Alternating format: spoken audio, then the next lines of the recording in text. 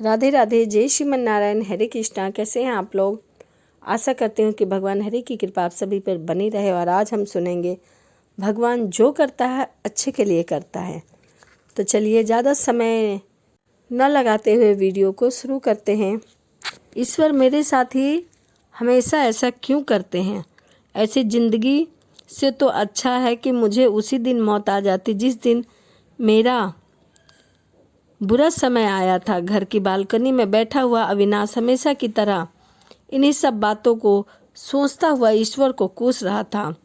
तभी बेटा जाओ थोड़ी देर बाहर धूप में घूम कर आओ, तुम्हें अच्छा लगेगा, मैं भी तुम्हारे साथ चलता हूँ। अविनाश की मम्मी ने उनके कमरे में प्रवेश करते हुए कहा, कहीं नहीं जाना मुझे। अविनाश ने चिल्लाते हुए कहा, बेटा तुम्हारी तकलीफ समझ सकती हूँ, लेकिन ज़िंदगी जैसी भी हो ईश्वर की दी हुई है, उसे प्रसन्नतापूर्वक जीना चाहिए। यही ईश्वर के प्रति कृतज्ञता प्रदर्शित करने का सबसे बेहतरीन तरीका है। प्रसन्न रहकर भी हम ईश्वर को धन्यवाद दे सकते हैं। अविनाश की मम्मी ने उसे समझाते हुए कहा। आप फिर शुरू हो गई मम्मी। कहना और उपदेश देना बहुत ही सरल है, परंतु जिसके साथ बीतती है वही जानता है। इसीलिए आप जाइए, मैं थोड़ी देर बाद टहलने चला जाऊंगा। लेकिन उन पर चलना कठिन भले ही हो, लेकिन नामुमकिन तो नहीं है। अविनाश की मम्मी ने फिर समझाने की कोशिश की। आप जाओ यहाँ से मम्मी, जब देखो तब उपदेश देने आ जाती हो। मेरी तकलीफ भला आप क्या समझोगी? अविनाश ने चिल्लाते हुए अपनी मम्मी से कहा। ठीक है बेटा। अविनाश की मम्मी ने अपनी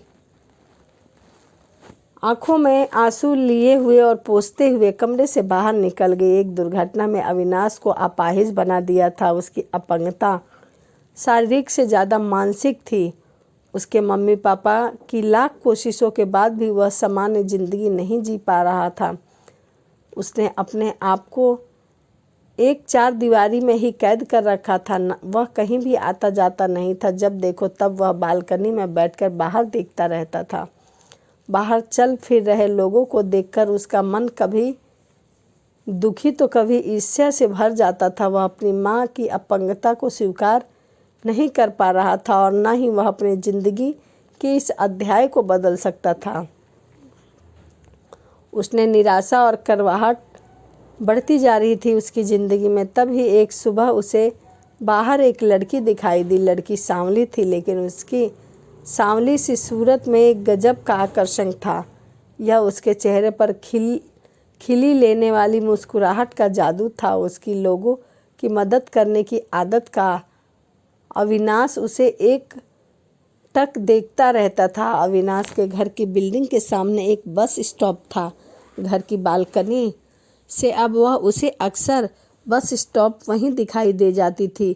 वह भी शायद कहीं अविनाश की बिल्डिंग आसपास कोई नौकरी करती थी। उसका नियमित रूप से उसी समय पर आना जाना और साथ में लंच का डिब्बा और बैग इस बात की गवाही दिया करता था। वह किसी कॉलेज की विद्यार्थी भला कैसे हो सकती थी, क्योंकि वहाँ आसपास कोई भी कॉलेज नहीं था।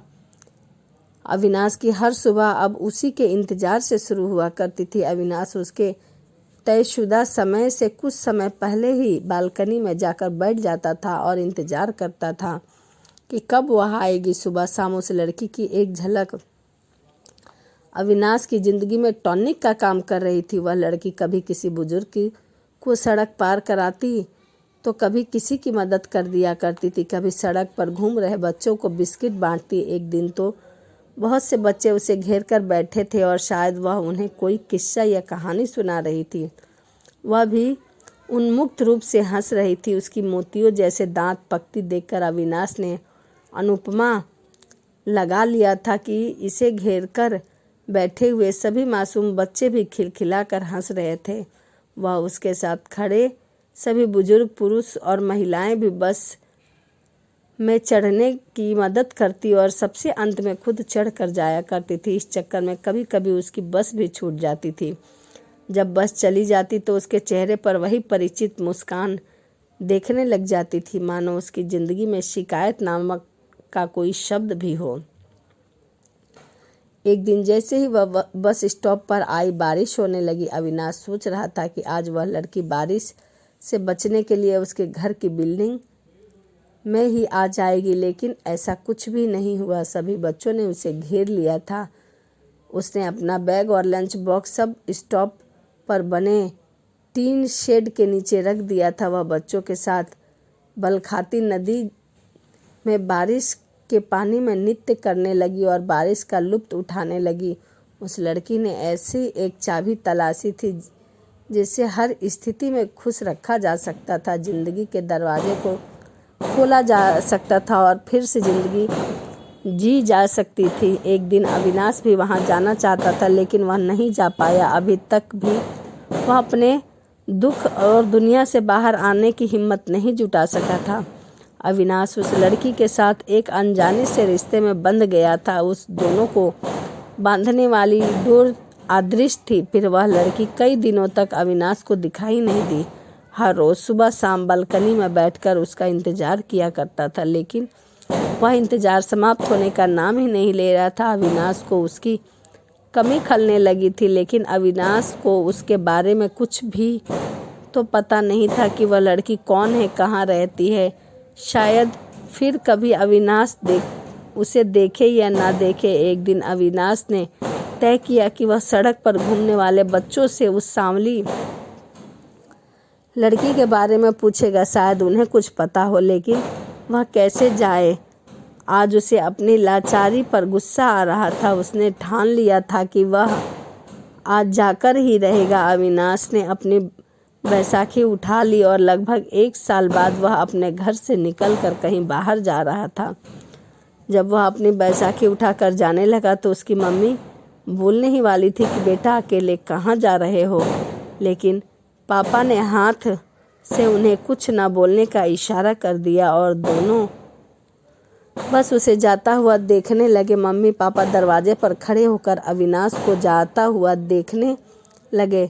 सरकार द्वारा समय समय पर जारी गाइडलाइंस के अनुसार बिल्डिंग्स बाधा मुक्त और विकलांगजनों की आवश्यकताओं के अनुरूप होनी चाहिए, लेकिन अक्सर बिल्डिंग्स इन गाइडलाइन का 100% पालन नहीं करते। सौभाग्य से अविनाश की बिल्डिंग चलते फिरने में असमर्थ लोगों की सुविधाओं को ध्यान में रखते हुए निर्मित कराई गई थी। अविनाश लिफ्ट को रोकने के लिए बटन दबा ही रहा था और कुछ देर में लिफ्ट उसके फ्लोर पर आकर रुक गई। अविनाश लिफ्ट के अंदर प्रवेश कर गया था। अविनाश के मम्मी पापा घर के अंदर चले गए। दरवाज़ा बंद करके दोनों सीधा बालकनी में चले गए ताकि वहां से अविनाश को देख सके। उन्हें घर की बालकनी से अविनाश सड़क पर खड़ा दिखाई दे रहा था। वे दोनों भी चुपचाप उसके पीछे पीछे आ गए थे।